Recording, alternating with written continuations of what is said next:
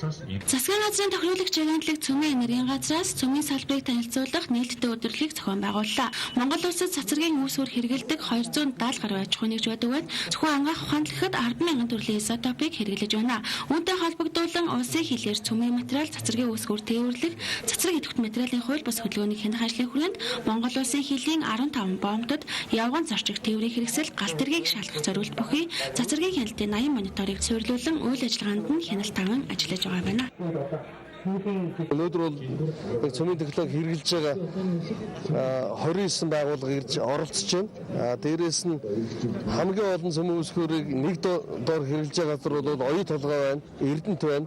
Эрдэнэт бол жишээлбэл Монголын одоо төсөвд нэлээд жинтэй хувийн оруулах төсөв бүрдүүлдэг газар. Энд бол цөмийн технологи ихээр хэрэгжилж байгаа гэдэг бол хаана дэвшилт технологи, хаана уудуурхай өндөр хөгжиж тэндл цөмийн технологи өндөр хэрэгжилж байгаа. Манай улсын 1-р төвийн эмнэлгийн дүрс онцлогооны төв цөмийн арс үндэслэлд бол анх 1975 онд байгуулагдсан. За тэгээд энэ 75 оноос хойш бараг 40 жил болж байна. Энэ хугацаанд одоо цөмийн технологиг эрүүл мэндийн салбарт за ялангуяа одоо нөгөө хүн амын онцлогоо эмчилгээнд бол анх хэрэгжилж байгаа гэсэн байгаа. Цөмийн технологиг инхийн зорилгоор маш олон төрлөөр хэрэгэлдэг.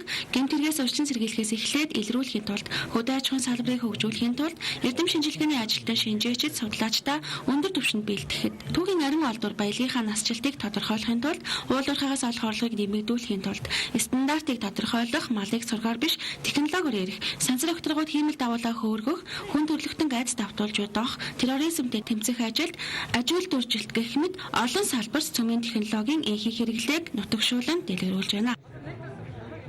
Та бүхэнд энэ 7